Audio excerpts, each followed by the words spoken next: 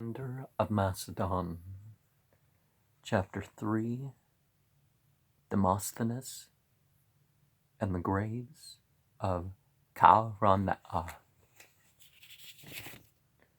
They were disunited. He formed a league of all the cities except Sparta, to be known as the Hellenic League, to have its own council, and with which he would not interfere except in time of war. The constitutions, the private properties, the privileges of each city were guaranteed. Nor were the cities called upon to pay tribute. Any major dispute need not be referred to Philip.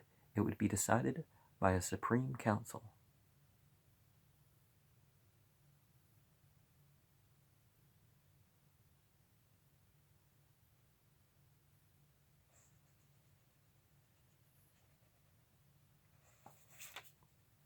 Moreover, Philip agreed to Isocrates' plan. Having united all Greece, he would lead all Greece in a war against Persian dominion, to free the seas, liberate the colonies, and restore Hellas to its true grandeur. He would lead as captain general of Hellas, not as king of the Macedonians. Upon each city, he would call for a detachment of volunteer infantry.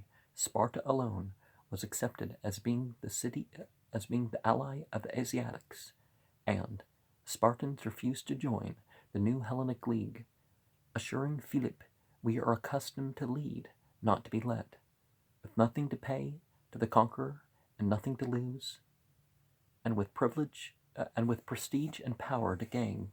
The representatives of the Greek cities accepted Philip's plan for a greater Hellas with enthusiasm. Alexander, sitting through the sessions in the theatre at Corinth, saw his father, acclaimed a liberator and the statesman of the hour. Hearing the decision of the Congress at Corinth, Demosthenes went into voluntary exile, declaring that he would not endure being a spectator at the end of Greek democracy.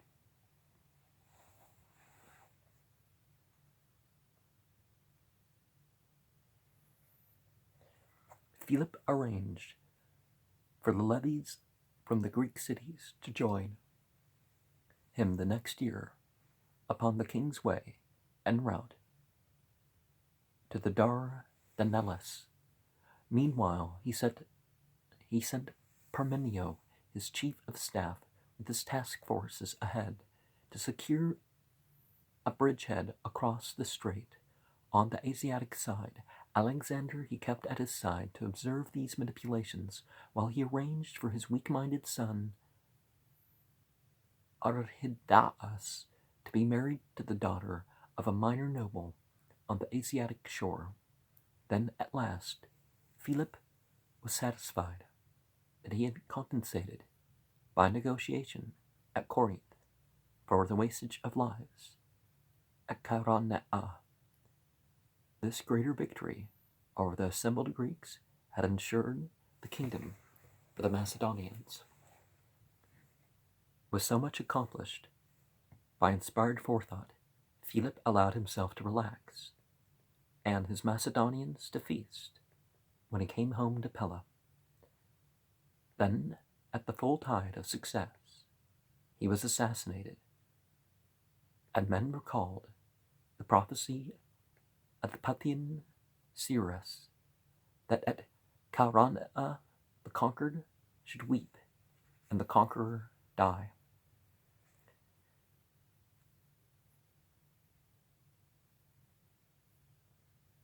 After receiving notification that she was no longer the king's wife, Olympias had retired with her personal servants to a separate house near the cemetery to be out of the way of Philip and his girl bride. Well, young woman bride, but in this seclusion, Olympias put on dark mantles, abandoning her bright silks. She took to spinning thread from wool, sitting at the wheel for hours in an implacable silence. When she did go out, she made use of a covered litter so that no one in the streets of Pella saw her face, although her litter attracted attention enough in its passage. People began to say that the princess of Epirus, who had never secluded herself as a wife, now screened herself properly as a rejected wife. Others observed how she walked abroad only at night, like a second Medes in the graveyard during the hours when the power of Hecate waxed great. Now, Hecate is one of those things with meaning. I think you could actually call God Hecate without necessarily personifying or gendering or limiting in that respect. But see, we see the problem of society only allowing monogamy, that rather than continuing a marriage, a lot of people get divorced.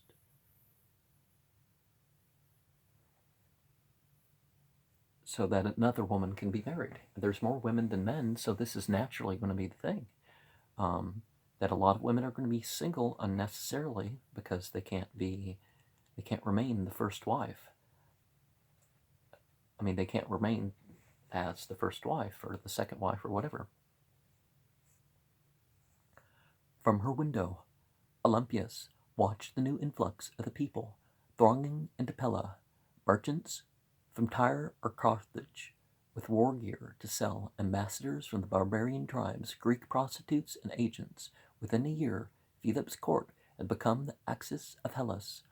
Often bade Olympias imagine for herself such a triumph as this.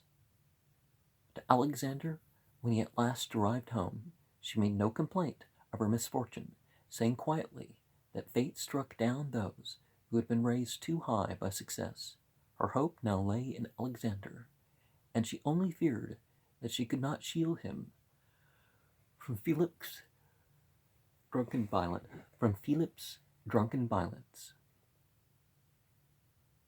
Long since, she murmured over the thread wool, when I carried you under my heart, I vowed to the Father God that I would never cease to protect you in life. See, the same people with the same issues want to call God Father.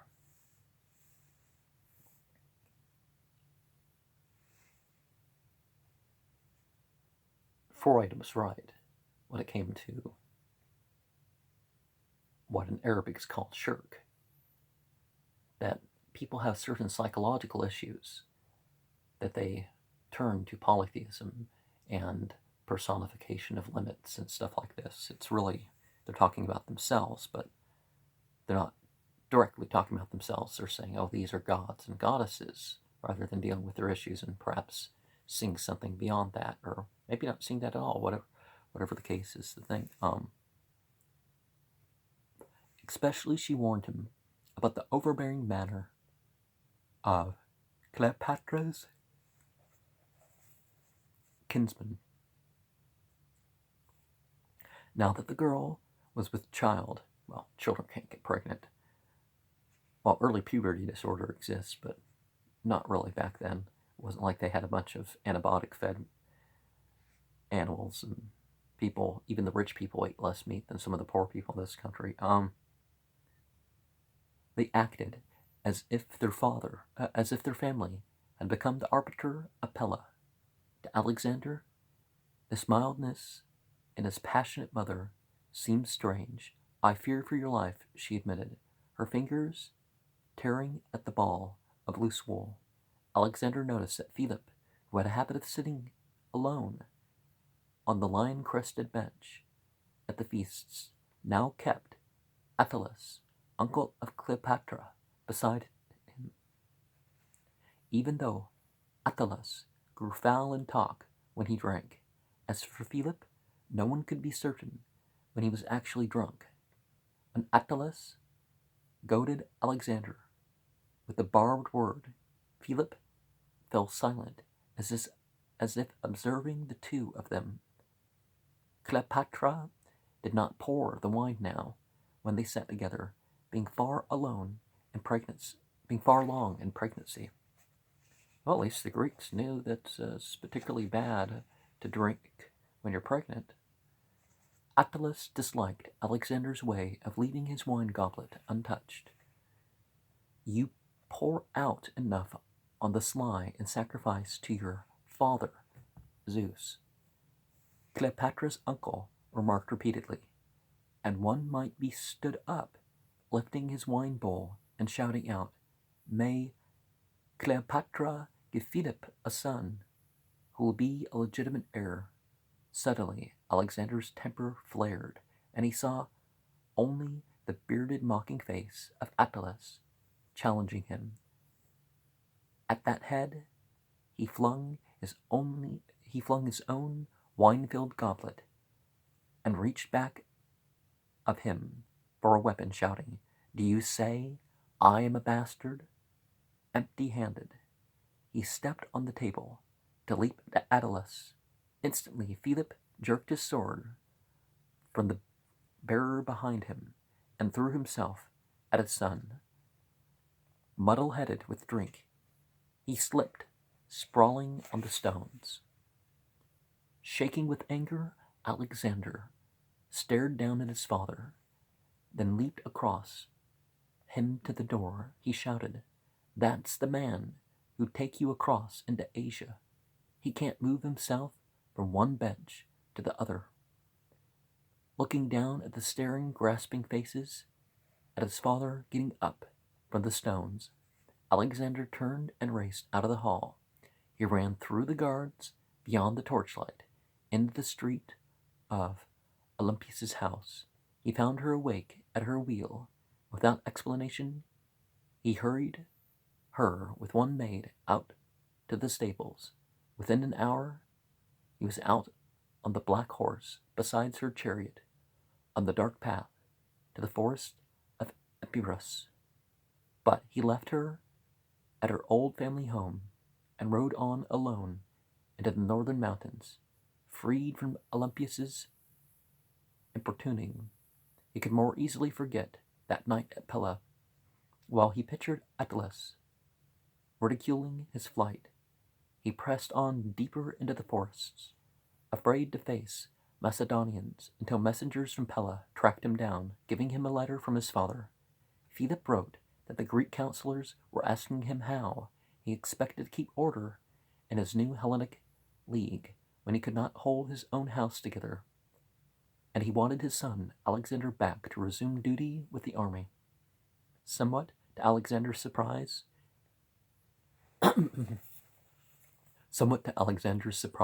his mother made no objection, although she distrusted Philip's letter, saying that the man who was called Fox by his own soldiers was never so dangerous as when he appeared most friendly.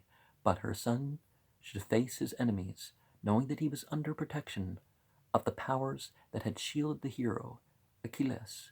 Through all dangers, Alexander should trust in these powers, which were not perceptible to other men. At Pella, Philip greeted the exile as if nothing had happened at the wine cups that night. Now, just because one person, some people do have experience of things that are real that other people don't, but it's the interpretation of it and the claims and the authority that per se comes with it that maybe one shouldn't accept. Immediately, he began discussing a new kind of wheeled transport for the dismountable catapults that Diades had designed for the Asiatic expedition. Olympias distrusted this warlike activity. Usually, she pointed out, Philip did the opposite of what he discussed openly. Why should he depart now, leaving Greece half pacified? More likely, he intended to remove Alexander, with this transport sending him across the sea to join Parmenio, at least until it was known whether Cleopatra's child would be a boy or a girl. But Ptolemy also felt worried, hinting at Alexander that his idiot half-brother was being married to the family of an eastern governor, while another bastard, a half-sister, was betrothed to a prince. Yet Philip mentioned no forthcoming marriage for Alexander. He was being kept in the public eye Ptolemy thought, because of the rank and file of the army, fancied after Chaeronea that he brought them good luck. Well, we're all means for something, aren't we? But are we means for what we think we are? Worried by this advice on a matter he little understood, and fearful of some outbreak from his mother, Alexander tried to intrigue for himself, sending a companion, an actor of the new theatre, to offer to marry the Eastern girl himself in place of Archidaus. Yet he felt instinctively that Philip would neither send him away nor forgive him this attempt at amateur statesmanship.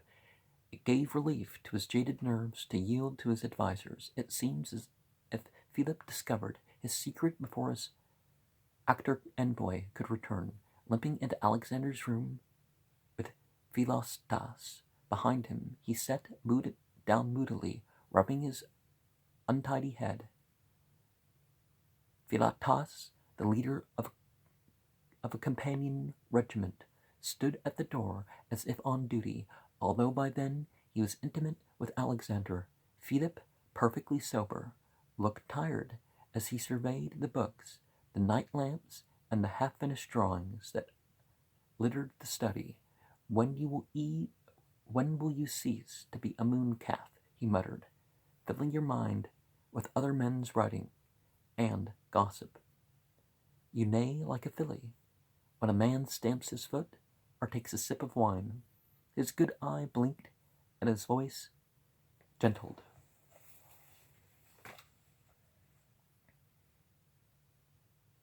By all dog-headed tykes of hell, I wish you'd never had tutors.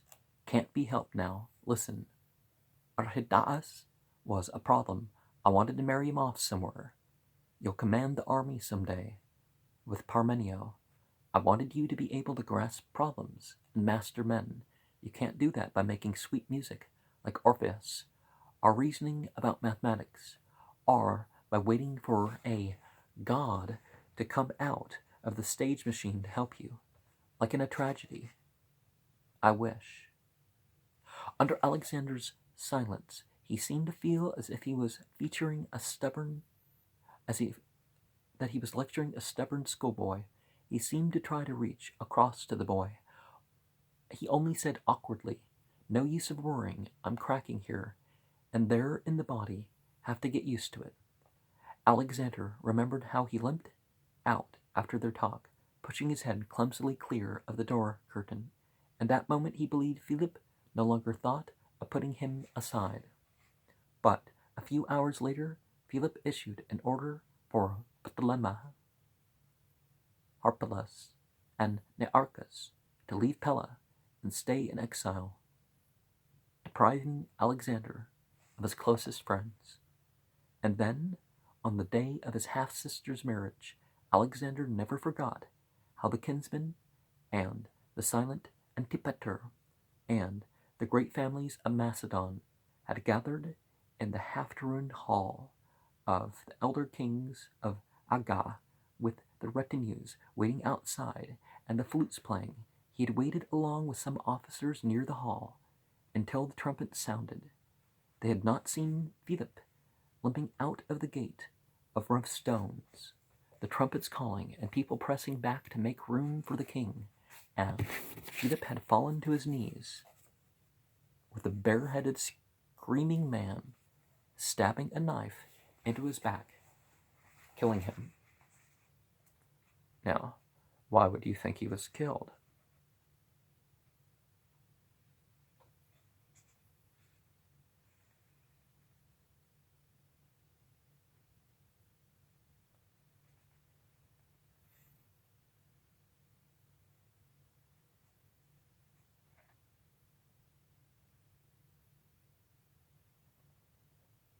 Well, apparently Philip merely listened to the problems of the Greeks as they argued before him, for each problem had a solution.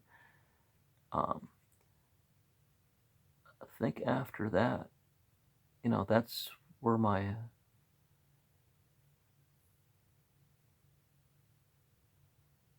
yeah, Yeah, I just don't quite remember.